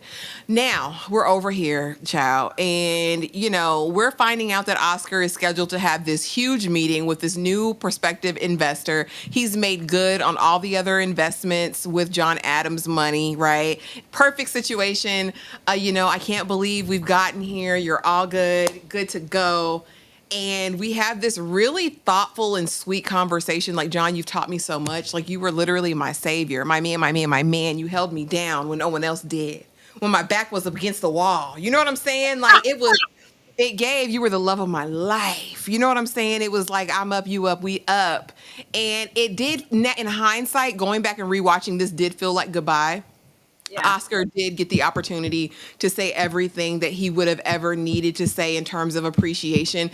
And then, of course, the runaway fruit cart, laying in the fruit It salad. was a run by fruities. It was a drive-by fruiting, absolutely. I just, again, we go from this very sentimental moment to this. All right, see you on Tuesday. What is that? Will you marry me? Like, it was missing. Hillary. Yes, Trevor. Hillary Banks. Yes, Trevor. Will you marry? Wow. I mean, it's just bad. But so now we're here, and here's the question I have for you because we've kind of wrapped our emotions around it and wrapped our heads around what actually happened here. But now what? There is question around, did John make a way for Oscar in the event of his untimely death? John Adams was a thinker. He was a very integral gentleman, right? He had made a choice that he was going to live as a bachelor and not bring any woman into this. He was the wise counsel. He was the angel on Oscar's shoulder in every situation. And he was very wealthy in and of himself, right? They had been friends for years, friends, quote unquote. So, did he provide for Oscar? Is there going to be a windfall? And then also, my second question is, where does Oscar go from here? Does he descend into an abyss of grief and, wild, risky behavior? Or are we going to see him rise from the ashes like the phoenix? Talk to me. Where do we even go with Oscar? It just feels like there's this dark. I'm telling y'all, if y'all have not seen the Robinson Family with that little gloomy little boy who grows up to be a supervillain with the little ball cap, the little bald man with his little cap with the little robots. That is Oscar. He even had a little cap on. Like, that is Oscar. Oscar, and I'm not even gonna say missing. He has those little dark circles, rings under his eyes. It's just very doom and gloom over there with Oscar. He just can't, like, the moment you try to have some nobility, the love of your life gets ran. It was a run by fruity. He gets ran over by a cart, by a horse. Like, it's just, Wild horses. I'm hoping for Oscar's sake that none of this is due to anything that he's done, and that run by fruity wasn't meant for him. That's all he needs. Like at Where's this point, the nefarious intent? It was a hit. because it was a hit. Because like Lord, why? You mean to tell me Oscar's luck is that bad? Really, Oscar? Who did you? And I can't even say who did you wrong because he was like plotting to ruin some woman's future, but we never actually did it. You know, what did Oscar do? What did I do that was so wrong? What did I do that was so bad? What did I do? I can't get anything. Like, oh my God. It's just so sad. And then it's just such an innocent person, like the last person that you want to get it. This is who it happens. How does Oscar go on? We're gonna have him over there with Ada doing things in the memory of. And what does it even look like if we do go on and it's like, well, he left you X, Y, and Z. Well, why would he leave you all his fortunes, Oscar? Were you that close? Like, I don't know. I think it, opens other doors. Like, I don't know. I don't know if this is like, will Oscar like be out here living in his truth? Because never a day will I live in any closets or yeah, I'm gonna stand on who I am now. I think that this is gonna push Oscar's narrative and his character alone, get him out of that shell of, well, can I get an allowance? Are you guys gonna take care of me? What about me?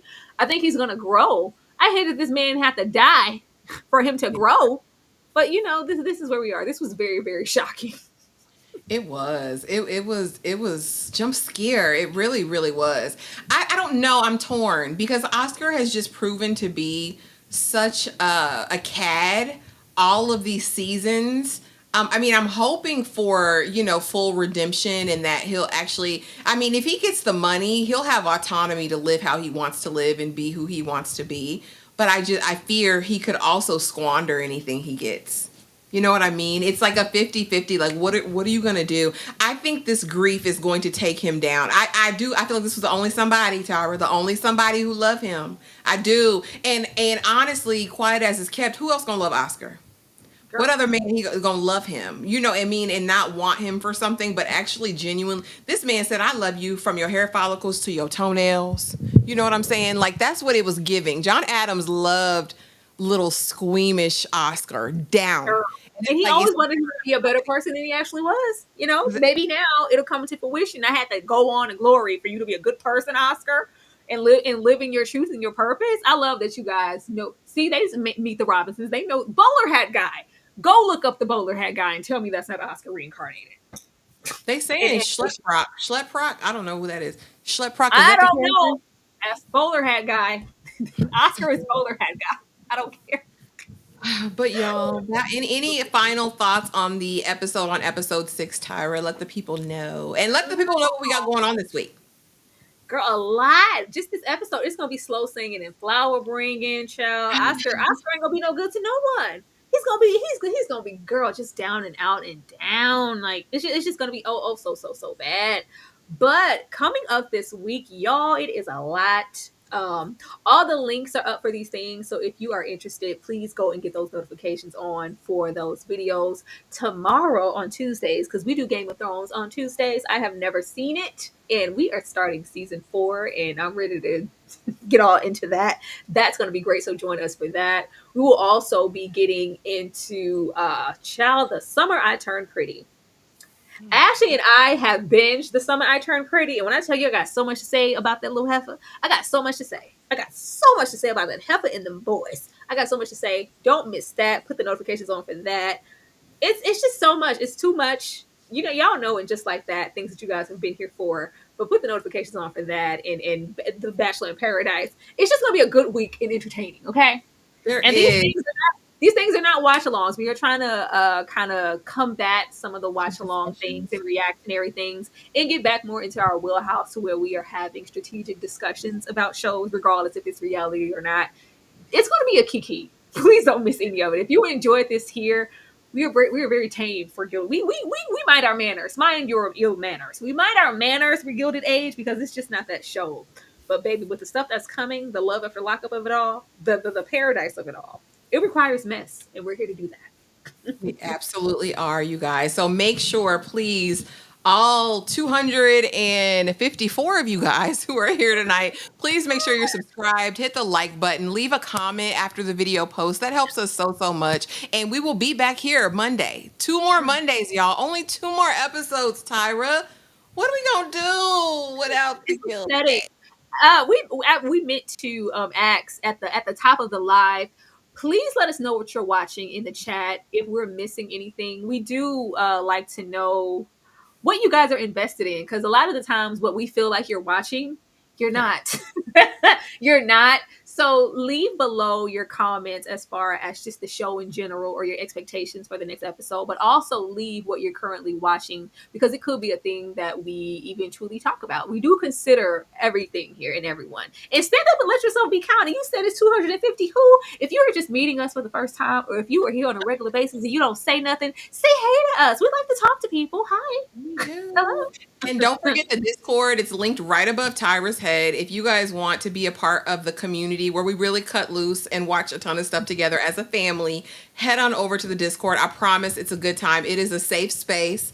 We have great mods and great community there. So thank you guys so much for the support. Thank you for coming through. And we will see y'all next Monday. Same place, same time.